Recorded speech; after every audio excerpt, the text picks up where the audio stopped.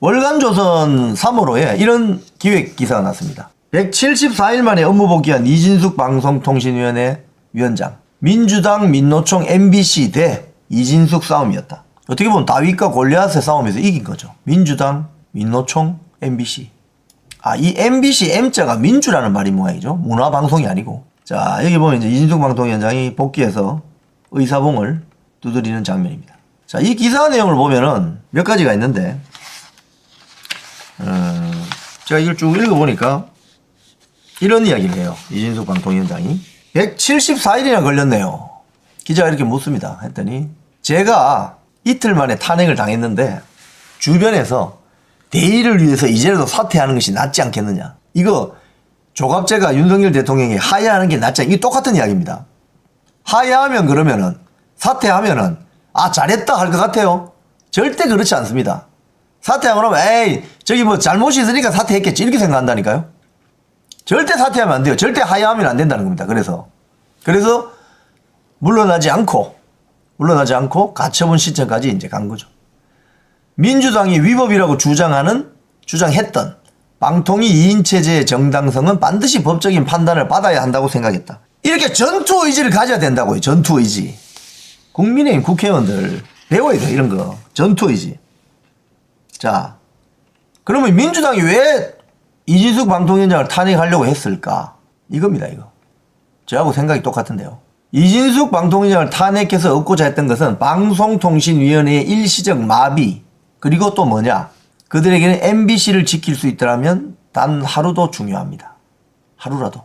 그러니까 민주당이 이진숙 방통위원장을 탄핵시키면서 MBC가 권태선 이사장, 민노총 출신 안영준 사장이 MBC를 장악할 수 있는 시간을 벌어준 거죠. 그게 결국은 뭐냐? MBC는 민주당 확성기 역할을 하니까, 자기들 이야기를 대변하니까, 가짜뉴스를 만들어주니까, 편파, 불공정 방송을 하니까, MBC는 만나면 좋은 친구가 아니고 아주 쓸모있는 친구들, 민주당 입장에서는. 그러니까 이진숙 방통위원장이 들어가자마자 MBC 박문진 이사장 싹 이사들 갈아치우고 새로운 이사진으로 구성하려고 하니까 바로 탄핵시켜버렸다는 거죠.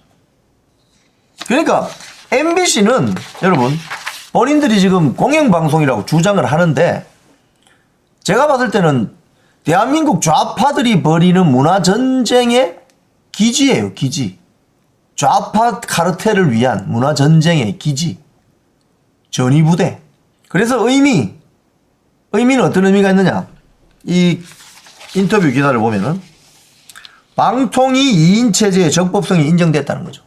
이제 방통위원회 이진숙 방통위원장, 김태규 부위원장이 회의 열어서 결정해도 이런 문제가 없다는 거죠. 그걸 결정을 해준 것이다. 그리고 MBC에 대해서는 뭐라고 하느냐. 지난달에 이상희 국민의힘 가방이 미디어 특위위원장을 만났더니 MBC는 민주당의 선전선동기구에 불과하다고 하던데요. 라고 하니, MBC는 박근혜 전 대통령에 대해서 박근혜 씨, 북한의 김정은에 대해서는 김정은 국무위원장이라고 부르기도 했습니다. 국군의 날, 대한민국 국군의 날 방송을 안 하고 북한의 열병식은 각종 신무기가 소개됐다며 방송을 했습니다. 이게 공영방송 맞습니까? 공영방송 좋아하시고 있네. 공영방송이 버젓이 재판 결과가 나오기도 전에 내란 우두머리 윤석열이라고 합니다. 지금 이 사건은 헌재에서 재판 중이고 심지어 내란 혐의가 빠져 있습니다. 12.3 계엄이지 12.3 내란이 아닙니다. 이진숙 방통위원장은 또 이렇게 이야기합니다. 저더러 극우라고 칭합니다. 자기들과 뜻이 다르다고 극우라고 합니다. 선전선동에 강한 사람들은 세 가지 원칙이 있습니다. 세게, 단순하게, 반복적으로 얘기해라. 그러면 거짓말이 나중에 진실이 된다. 세게, 단순하게, 반복적으로. 이런 자들입니다. 그리고 지금 탄핵 전국 과정에서 알 수 있는 것, 국민들이 레거시 미디어, 전통적인 방송, 종편, 주요 일간지 신문을 믿지 않는다. 믿지 않는다. 왜 그러냐? 언론이 얼마나 신뢰성을 담보합니까? 옛날에는 방송에서 봤다고 하면 모두 믿음이 갔던 세상이었는데 이제는 일반인들이 이걸 믿지 않는 겁니다. 이런 차원에서 전통적인 미디어들은 반성을 해야 됩니다. 아주 언론 보도니까 순화해서 말씀하셨는데 국민들이 신뢰하지 않는 이 언론은 앞으로 좀 정리가 돼야 되지 않겠습니까? 그 정리할 수 있는 하나의 방법은 1공형 다민형 체제로 가는 게 좋아요. 제가 봤을 때는. 시장에 맡기면 어떨까요? 그리고 이런 이야기도 하셨네요. 제 머릿속에는 조기 대선이란 건 없습니다. 기자가 이제 이렇게 물었어요. 만일 조기 대선이 치러져서 뭐 임기가 남아있지만 민주당 쪽에서 사퇴하라고 압박 들어오지 않겠습니까? 하니까 이진숙 방통위원장이 제 머릿속엔 조기 대선이란 건 없습니다. 이걸 보면은 지금 대한민국에 있지 않습니까?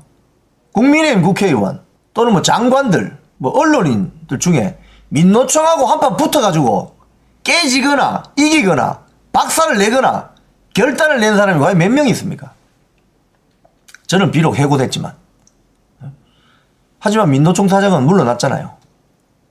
그러니까 전투를 벌일 때는 겁내지 말고 붙어야 된다는 겁니다.